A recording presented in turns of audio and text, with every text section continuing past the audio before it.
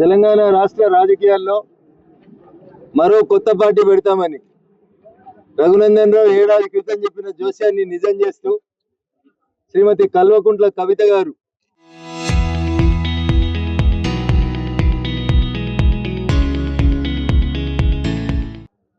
కొత్త రాజకీయ పార్టీని పెడుతున్నట్టు ప్రకటించినారు.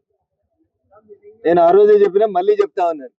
ఈ దేశంలో ఇప్పటికే సుమారు 6201 పొలిటికల్ పార్టీలు భారత ఎన్నికల సంఘం దగ్గర రిజిస్టర్ అయి ఉన్నాయి. కొత్తగా ఇంకో పార్టీని స్థాపించబోతున్నందుకు నేను వారికి స్వాగతం తెలియజేస్తూ, ప్రజాస్వామ్య దేశంలో ఎవరికైనా పొలిటికల్ పార్టీ పెట్టుకునేటువంటి స్వేచ్ఛ ఉంది, హక్కు ఉన్నది. కానీ మేము మొదటి నుంచి చెప్తున్నట్టు, ఒకసారి అధికారాన్ని కోల్పోయిన తర్వాత టిఆర్ఎస్ పార్టీ 4 ముక్కలైతుందని, ఆ ముక్కలేవి వచ్చే ఎన్నికల వరకు నిలబడాయని చెప్పి రఘునందన్ ఏదైతే చెప్పినాడో అదే ఇప్పుడు నిజమవుతా ఉంది.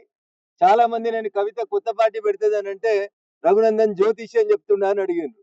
మరి ఈ ఉగాది పండుగకి రఘునందన్ జ్యోతిష్యం నిజమైనట్టున్నది. కవిత గారు కొత్త పార్టీ పెడతా ఉన్నట్టున్నారు. నేను మళ్ళీ చెప్తా ఉన్నా, టిఆర్ఎస్ 4 ముక్కలు అవుతుంది. వచ్చే ఎన్నికల వరకు టిఆర్ఎస్ పార్టీ బీఆర్ఎస్ గా మారి తెలంగాణ ప్రజల చేత సిఆర్ఎస్ తీసుకొని, కంపల్సరీ రిటైర్మెంట్ స్కీమ్ తీసుకొని ప్రజాక్షేత్రంలోంచి బయటికి పోతుంది, ఎలిమినేట్ చేయబడుతుంది అని చెప్పి ఈ సందర్భంగా నేను సంపూర్ణంగా విశ్వసిస్తా ఉన్నా. అందుకని ప్రజలారా ఒకసారి ఆలోచించండి. టిఆర్ఎస్ పార్టీ కేవలం ప్రచార ఆర్భాటాలకి, వాళ్ళ దగ్గర ఉన్నటువంటి డబ్బుల్ని ప్రొటెక్ట్ చేసుకోవడానికి మీడియా ఈవెంట్లు చేస్తా ఉన్నారు. రోజు బావా బామ్మర్దులు తప్ప వాళ్ళు కొత్తగా చేస్తుంది ఏం లేదు. 10 ఏళ్ల వాళ్ళ పాలనలో జరిగినటువంటి పొరపాట్లన్నింటినీ కూడా కాంగ్రెస్ పార్టీ క్షమిస్తూ ఉదార స్వభావంతో నటిస్తా ఉంది. చివరికి ఆ ఇద్దరు ఒకటే అందుకే ఈ ప్రయత్నం, తాపత్రయం తప్ప ఇంకొకటి కాదు. ఏ రోజైనా కాంగ్రెస్ వేరు, టిఆర్ఎస్ వేరు కాదు. ఇవి రెండు ఒక నాణానికి బొమ్మ బొరుసు లాంటి.